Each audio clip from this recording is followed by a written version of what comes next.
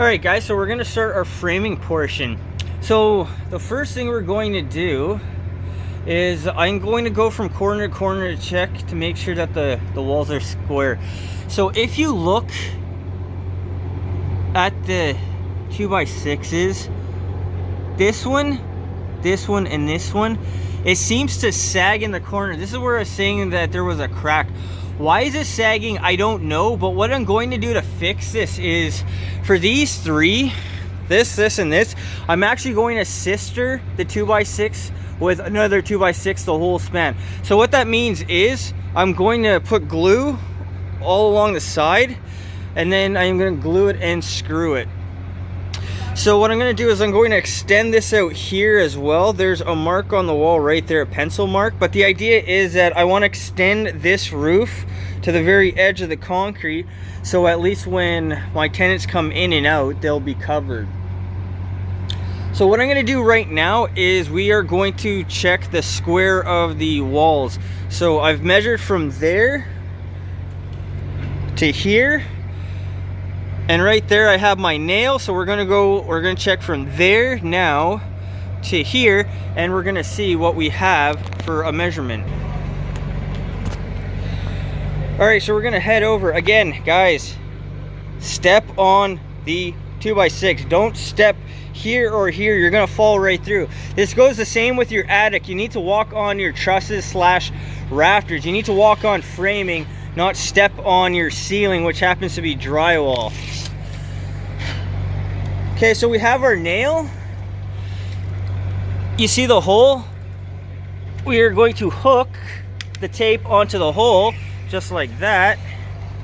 And now we are going to walk back over here and see what we get for a measurement.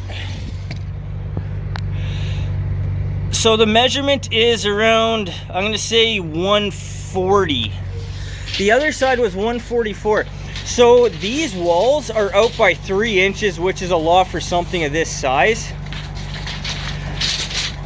But we'll make it work because we're not going to change the entire structure.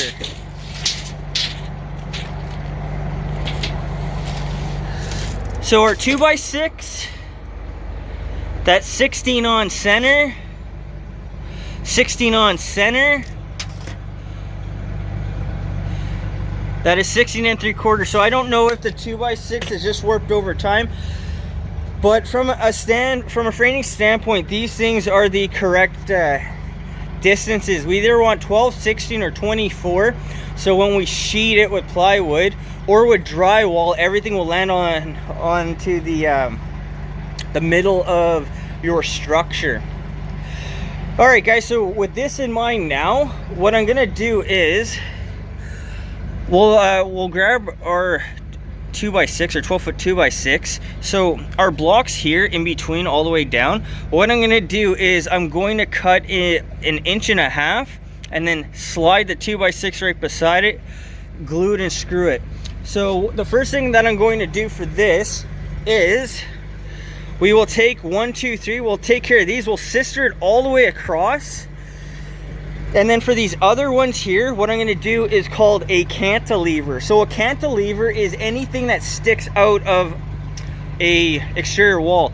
So that is your exterior wall. Now this portion here, this is the cantilever out. So what I'm going to do is I'm going to do the same thing. We're going to do a 1-to-2 ratio. So for every foot I go out, I'm going to come 2 feet back in. Again, we will glue it and screw it, and this is going to extend the roof farther out for me. So we'll get started on that now. Alright, so the first thing that we're going to do is we are going to make a template of where we're going to cut this block. So I already drew it with a pencil because I can't hold the camera at the same time. But in this case, I'm just going parallel with this. With this one, that's much more bowed. I think what I'm going to do is I'm going to measure off 1.5 inches, do something plumb, and then just pull this back over straight, which is also going to change the gap on the other side. But I will show you guys the first cut, then I'll go ahead and then cut the rest of them on my own. Alright, so I'm going to use the Sawzall to to cut the block.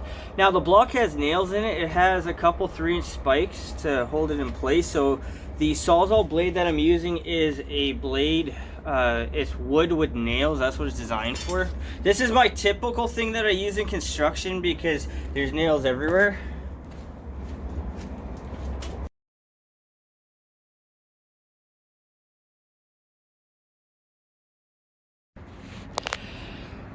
Alright, so I decided to change my mind. I decided to take all the end blocks out because some were nailed in, some weren't. So I just didn't see the point in trying to leave them in. Another thing I decided to do was I'm going back to my original plan about sistering every one.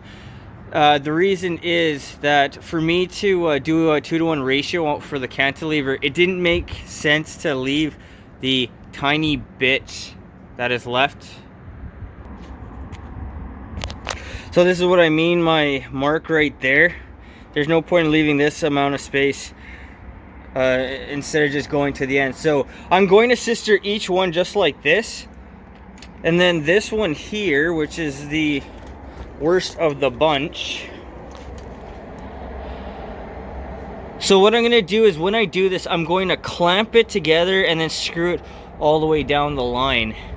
Guys, one thing you got to keep in mind, if you're going to start move this one of these bowed ones, if you have drywall and it's all plastered, you can move the nail or the screw in the plaster and get cracked. So you have to be careful. This is not a living space and I don't really care because it's plastic on the inside anyway, but be cautious if you want to try to straighten things out because you may have other effects. Alright, so I'm going to try to do this one-handed. So this is our PL glue.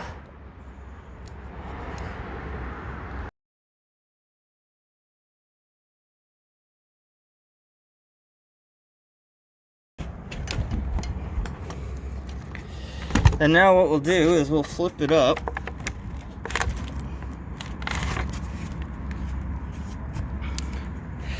And then I'll go ahead and screw it into place. Alright, so that's the first one that's in. I did the screws, I don't know, maybe every 1.5 feet, something like that. I don't know spacing or anything else. Guys, these are number 8 3-inch screws. And now that the whole thing has been compressed together, it's glued, it's screwed. This is not going anywhere. So what I'm going to do now is I'm going to go ahead and take care of the rest of them. Alright, so here we are moving along. I clamped the middle piece. We will take a look at that in a moment. But what I want to focus on right now is when you guys are putting your pieces of wood, this one has a really exaggerated crown, but what it does, it goes like this. So this is called crown up. These other ones here that have sagged, these are crowned down. So you're gonna have generally a crown on one side of your piece of wood. Sometimes it's very minute, but whenever it's possible, always have your crown to the top so it flattens out over time. This includes your floors as well. Okay, and this is your exaggerated crown down. So here it's flush, and then it comes way down, and then at the other end it comes back up. So this one here has the crown down. So the idea is, if we were to flip this piece of wood over, we could probably reuse it again. But once again, I'm not going to do that. So I'm going to finish up and we'll come back. Alright, so I've now glued and screwed everything. I've sistered all of them together. I threw this one on as well. So what I'm going to do now is I'm going to do the rim joist that goes on the end.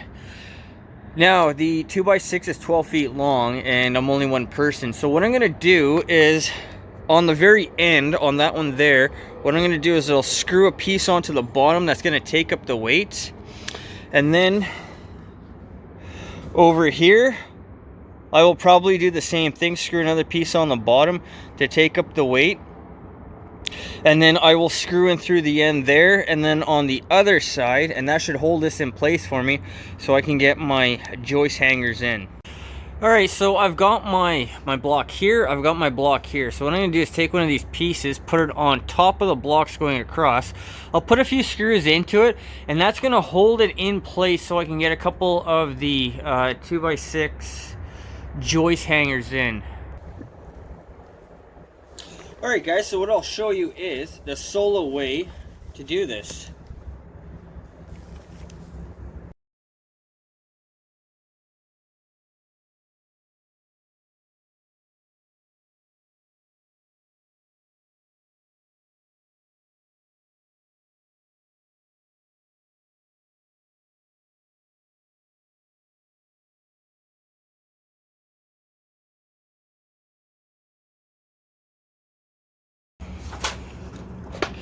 All right, so when you see stuff like this, that's because this piece of wood is bowed.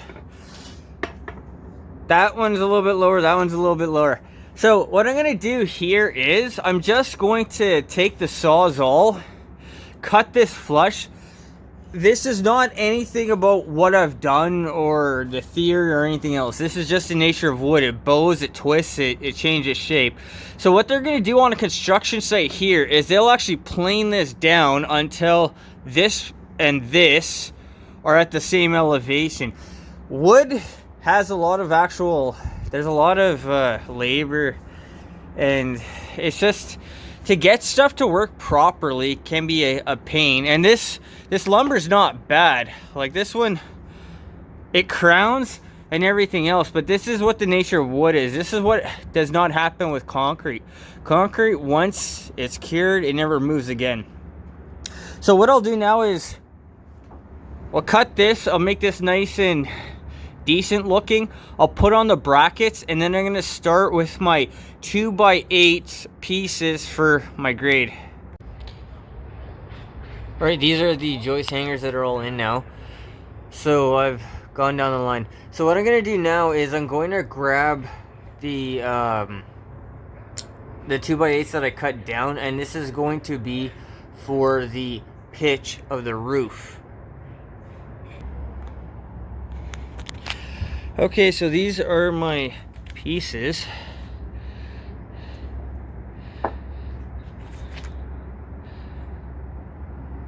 So this is going to be the slope for this roof. So what I'll do is I'll cut one piece for you guys. I already cut the rest, and I'll show you how I did it. All right, to make my slanted pieces, all I did was I took a screw, I put it into the very corner. I went all the way down to the other end. In this case here, I visualized where the end would be, and then I pulled the string line tight, and then I snapped the line. I can't do this holding the camera, but this is how I was able to do it on my own. And then what I did after was I took the skill saw and I cut all the way down. Alright, so I'll cut this one piece for you guys. So what I did was I screwed it in there and I screwed it in there. So the line is to the left edge of the board right there, and it's the same thing over there. So what I'm going to do is I'm going to start right here in the middle. We'll go through the knot. When I hit the knot, you'll probably hear the saw slow down because it'll be a hard spot, and then I'll continue the rest of the way. Once I finish that, I'll start from there, and then I'll come the rest of the way this way. I was originally going to use the table saw for this, but I realized it was going to be too awkward and unsafe, so I just decided to do it this way.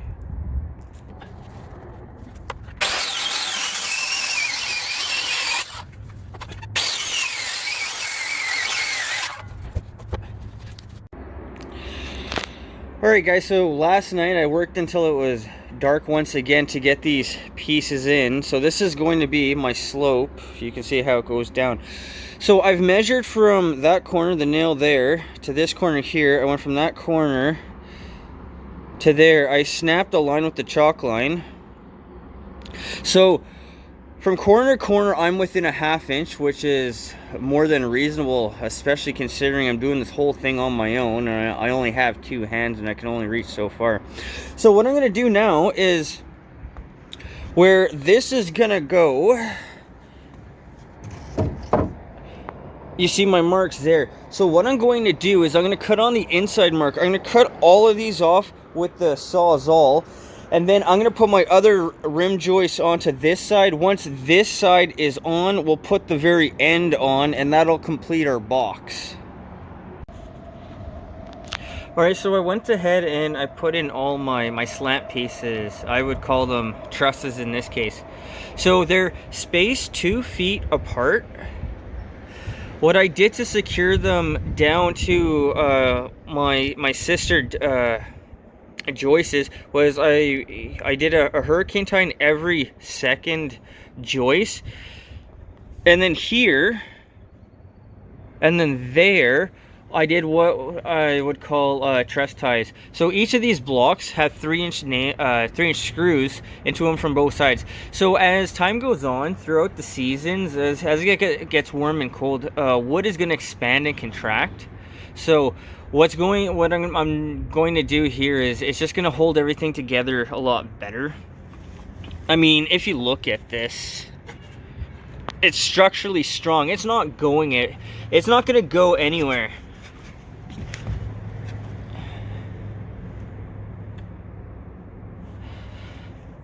So like I said, the idea was to do a 1 in 12 pitch. I'm sure I'm a little bit less than that, but this is better than it was before. And after the roof and everything's done, I'm confident that this will last the life of this house. So what I'm going to do now is I'm going to start to sheet the trusses, and when I'm ready to go for roofing, we'll come back.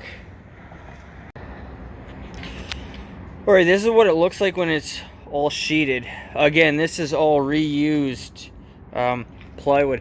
So going 2 feet on center, the joist right here, it lands right on the edge. That is what you want. For the few pieces that I had to Mickey Mouse to make work, like with this here, and then the seam here, and then there's my truss right there. I just put a piece of wood, I put 4 screws into it, and now it's nice and solid. I put my plywood clips in between. What you can see here is where I laid this whole thing out on the ground first. I had an idea of what my measurements were going to be, so the idea was to minimize my waste and improve my install time. Try to just take some of the legwork out of it by doing this on the ground. So here, here, and here, so this is my vent. And guys, take notice, so my ecological wood, since it's missing the edge here, I painted the very front to match everything else, but because there's nothing here to attach to, what I did was I screwed a block here. For this section here, I will screw this in so I don't disturb my screws too much.